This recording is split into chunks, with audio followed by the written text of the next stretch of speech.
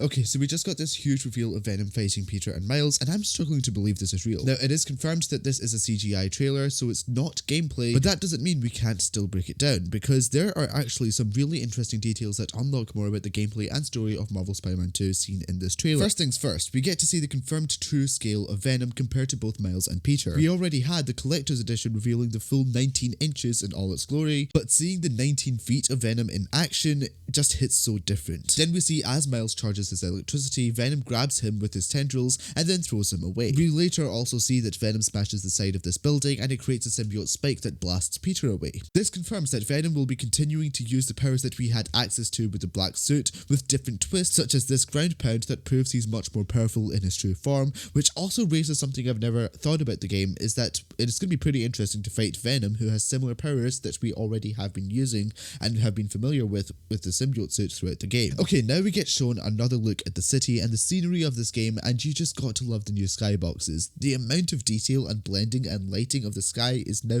significantly better than what we're used to in the original game. Again, it's a CG trailer, but it gives us a representation of what it might look like, and we can already confirm, comparing it to other scenes we've seen in the trailers, it's going to be really similar. But we also see smoke here around parts of the city. This is similar to the third act of the original game, where there was smoke everywhere after the prisoners got leaked into the city and started destroying everything. It is later confirmed in this promo that Peter is looking at Aunt May's grave, which now seems to be placed in Queens with views out to Harlem on Manhattan Island, which makes much more sense than having the grave in Manhattan. And we also see Miles looking at a photo of him with his dad, who also passed away in the first game, and I just love how they executed this contrast in the trailer. I really hope we get to see something like this in the game too. Now, the biggest thing revealed about this, in my opinion, is the third act itself, because we haven't seen a single damn thing from the third act of the game, apart from the end of the story trailer, until we saw this. And the way to best understand the three acts of the game would be to look at the symbiote's role in the story. The opening act would be without the symbiote, it would be setting it up and all the characters and developments, and the second act would be with Peter with the black suit, and then leading to the final act where Venom is in his true form. And from seeing how there are sequences with him in nighttime to fights with him in day, it really gives us a perspective of how much of the third act we haven't seen at all. And also something I've noticed is that Venom seems to be much larger in the CG trailer compared to what we've seen of him in the story trailer. Now, to be fair, he is slouching like a lot here, but I do also think that he is also growing a bit too. Then we are shown this amazing swinging sequence of both Miles and Peter. This kind of showcases how it will feel to be swinging in the game with the two Spider-Men. We got Miles swinging just normally and then Peter using his gliders, but I also do want to say that it's really nice to see Miles leading Peter here in the sequence compared to the Miles Morales game and the start of Marvel Spider-Man 2, where Peter was still mentoring him. And now he's all grown up and he's the one that Peter is following, probably because Miles is the one who has fought the symbiote before, as he would have inevitably had to get it off of Peter. Anyways, moving on, we also get to see Miles using his Mega Venom Blast on Venom, which doesn't seem to affect him at all. Now, we know that Miles' evolved Venom powers is the key to defeating Venom, as the orange Venom doesn't affect the symbiote as represented by the PS5 cover's reveal, and the fact that Peter with the symbiote was able to easily grab the electrified drone with no problems in the gameplay reveal. But we also know that the Mega Venom Blast is Miles' deadliest move, so this evolved Venom Blast is Miles' deadliest attack we've seen yet, and it impacts the symbiote in no way. This could represent that the symbiote is getting much stronger as the game progresses, and since Miles would have had to use the electricity on Peter to remove the symbiote once, it probably would have adapted and grown to resist that.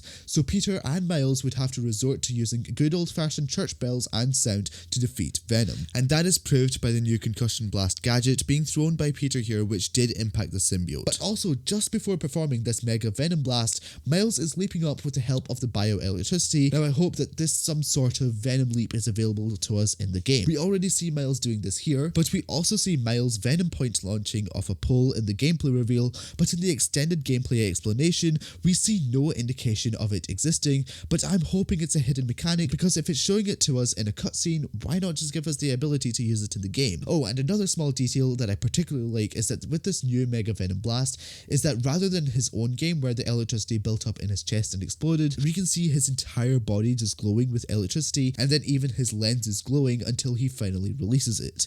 Really beautiful attention to detail there, continued by the fact that the electricity appears as a huge web stretching across the streets. And on the topic of Miles, when he pulls his mask down, we see that it is all battle damaged. Now, I'm so happy to hear that Insomniac confirmed that battle damage is a feature in Marvel Spider-Man 2, so the more we play in the suits, the more damaged it becomes, giving us more unique details in the suit suits that we choose to play with. Finally, moving on from Miles, we then get shown Peter using this whirlwind ability with the mechanical spider arms, which we have seen before in the extended gameplay reveal not too long ago.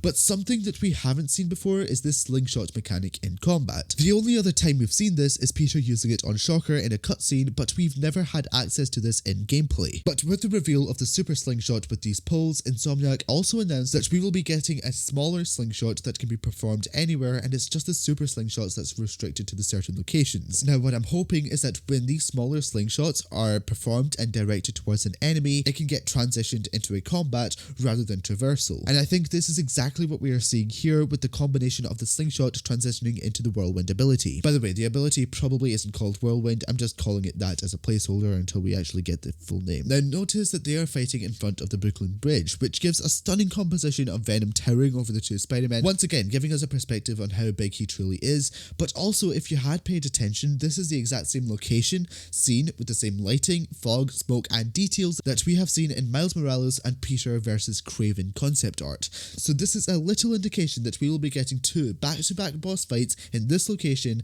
and also then confirms that we are probably still going to get more fights with Venom before or after this in nighttime as well, represented by this concept art. Finally with Peter is that we see him climbing his own web for a second. Now this is a confirmed mechanic in game where we can do this to gain momentum while turning and swinging in Marvel Spider-Man 2. And that's it. If you learned something new in this video, make sure to leave a like, subscribe for more Marvel Spider-Man 2 coverage just like this one, and I shall see you guys in the next one.